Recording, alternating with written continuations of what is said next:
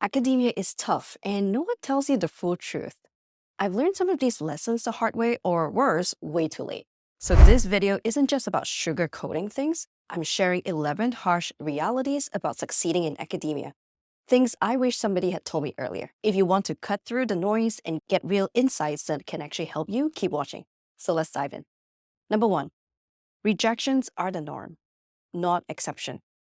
Rejection is part of the academic process. Papers get rejected, grants get denied, collaborators say no. It's not a sign that you're failing, it's simply how the system works. I've spoken to seasoned researchers, editor-in-chiefs, they continue to get rejections. Journals and funding agencies often have acceptance rates really low, below 10%. So even the best researchers face rejection regularly. But what separates successful academics from the rest is how they respond to rejection. Instead of taking it personally or giving up, they use the feedback to refine your work and try again. So for every rejection, you get closer to acceptance because you are learning what doesn't work. Number 2, nobody cares more about your work as much as you do. And the hard truth is, no matter how groundbreaking or important your work is, nobody else is going to prioritize it the way you do.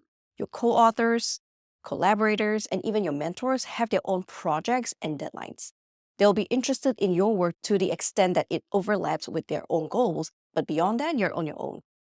For example, the grant proposing you're pouring your heart into is not really on top of anyone else's to-do list but yours. But that's not a bad thing. It just means that you need to be the one to advocate for your research, pushing it forward and making sure it succeeds. And so the key takeaway is to treat your research as your personal responsibility. If you're not excited, persistent, organized, no one else will be either. It's your passion and drive will set the tone for everyone else around you. Number 3, your career depends on who knows you, not just what you know. So this might feel unfair, but that's the reality of life, not just in academia. You could be doing the most innovative, impactful research in your field, but if nobody is aware of your work, you will struggle to find opportunities. Networking isn't just about meeting people. It's about building a connection and visibility. So attend conferences, give talks, and also participate in panels. You want to engage with others on professional platforms, for example, LinkedIn or Twitter. And the more people who associate your name with your area of expertise, the more likely they are to think of you when the opportunity arises. In academia, your reputation is the one that opens doors. Number 4, not every project is meant for publication. Here's the truth. Not all projects belong in a journal. Just because you asked a question, collected some data, and wrote something up doesn't mean it's worth publishing. To get published, your work needs to contribute something new to the field. So it's not enough to simply say, this is what we did. Your study must address the bigger question. So what? What can people do with that information? And many projects fall flat because they fail to advance knowledge. For example, measuring the average length of stay in your ICU or tracking the antibiotic prescription in your clinic might help your institution, but unless these findings connect to a broader implication or interventions, they are not going to resonate with the audience or journals. And the same goes for implementing a safety checklist or surveying patient satisfaction. If you're not digging deeper into what these findings mean or how they can be applied to other institutions in a more broad manner, the work stays local. And so if your goal is to publish, you need to ask deeper questions. Ask yourself, what's new here? What does this matter beyond my institution? Am I advancing science or simply documenting a process or describing a process? By starting with these questions, you'll avoid wasting time on projects that don't meet the bar for publication. Not all project needs to be published, and that's fine and that's okay. But if you do want to publish, make sure your work is saying something new, meaningful, and relevant beyond your own setting. Number 5, institutions value you based on the grant money you bring in. Academia often feels like a numbers game, and funding is one of the most important metrics.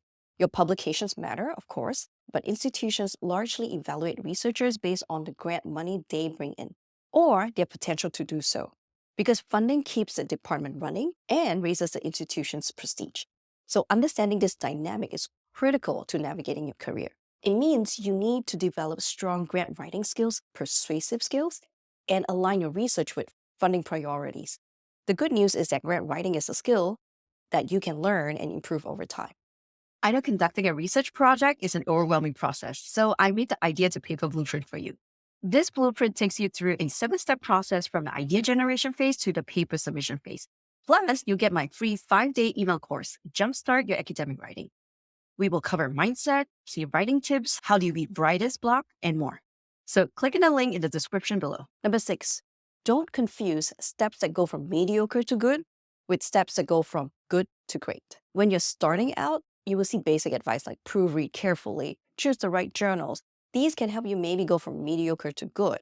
But as you progress, the steps that take you from good to great are much more complex. Going from good to great requires originality, strategic thinking, leadership. It's also about finding the gaps in your field, go dive deep and addressing them in ways that no one else has. It's about building a reputation for high quality, impactful work. And so as your career evolves, focus on mastering skills and strategies that set you apart.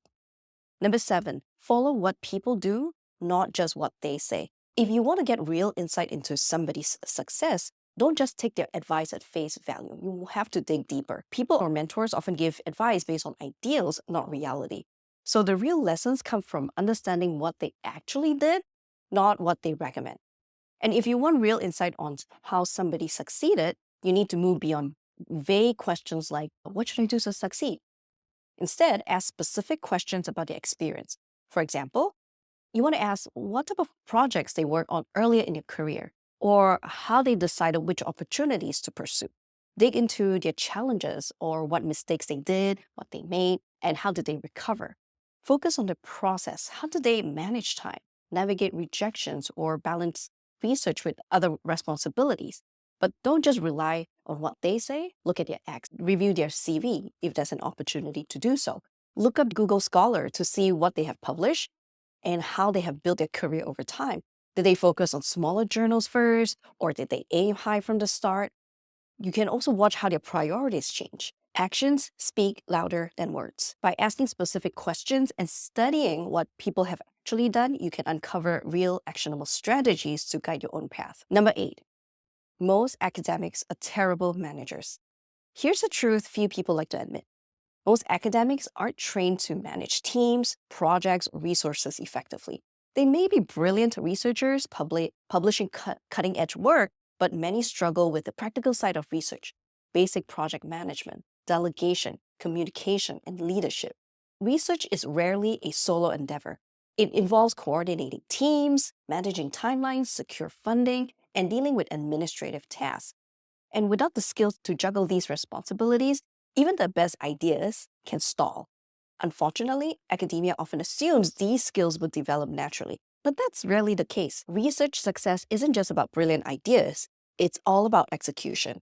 Invest in these skills because good management isn't optional. It's essential for long-term success. You'll not only run smoother projects, but also set yourself apart as a leader in your field. Number 9, focus on just-in-time learning instead of just-in-case learning. Academics often fall into the trap of trying to learn everything just in case. You might take courses, read tutorials, attend workshops on skills you think you might need someday. But without immediate application, you'll likely forget most of it. Instead, focus on just-in-time learning. Learn what you need when you need it. For example, take a workshop on advanced statistics when you're actually analyzing data for a project. This approach is more efficient and effective. Number 10, most collaborations are transactional. Collaborations often sound like a mentor-mentee relationship, but in reality, they're often transactional. There must be some form of mutual partnership. People collaborate because they need something, your expertise, your resources, or your skills. And that's not a bad thing, but it's important to approach collaborations with clarity. What do you bring to the table, and what are you hoping to gain? Understanding these dynamics will help you build stronger, more productive relationships. So key takeaway, be strategic about collaborations, focus about mutual benefit and clear expectations. Number 11, most academic mentors are not true research mentors. I often have coaching clients come to me asking for help with their academic writing or to improve their manuscripts. But when I start reading them, I quickly realize that there are deeper issues. The research question is flawed, the literature review is inadequate, and the study methods is flawed. And no matter how much we're going to fix the writing, the underlying issues mean that the manuscript isn't going to be publishable. And when I ask them, what did your mentor say about this? The response is usually, oh, my mentor didn't really guide me on this part. They thought it was a good idea. And it turns out their mentor isn't really a research mentor. is usually someone with clinical expertise who knows their field inside out, but does not have a strong background in research design or methodology. The skills required to be an excellent physician are fundamentally different from those needed to excel in research. So, some advice for mentees: you need to make sure you're getting advice from someone who actually knows research. It's not enough for a mentor to be an expert clinician. They also need to understand research design, how to craft a strong research question, and how to execute a study. If your mentor is not experienced in these areas, you'll end up spinning your wheels working hard on something that may never succeed. Now, advice for mentors: if you do not know how to conduct rigorous research, please be honest with your mentees. Tell them that while you can offer excellent clinical guidance, you are not the right person to advise on research methods or study design. Guide them towards somebody who has those skills. If you don't, you risk setting them up for failure after they've poured countless hours into a project that won't go anywhere. Now, the truth is, no single mentor can cover all bases. That's why you need a board of mentors, a group of people with complementary expertise. Get clinical guidance from one mentor, research design advice from another, and writing feedback from yet another. The right guidance from the right person at the right time makes all the difference. I hope this helped you think differently about the realities of academic research and the skills it takes to succeed. Remember, academia is a marathon, not a sprint. It's about persistence, learning, and building the right skills over time. Also, I'd love to hear from you. What's the biggest challenge you're facing in your academic career right now? Drop it in the comments, and I'll do my best to address it in the next video. Now, if you have ever felt like you're falling behind in your academic career, or like everyone else is ahead of you, don't worry, you're not alone. My next video is all about tackling that feeling and figuring out how to get back on track. So, I'll see you in the next video.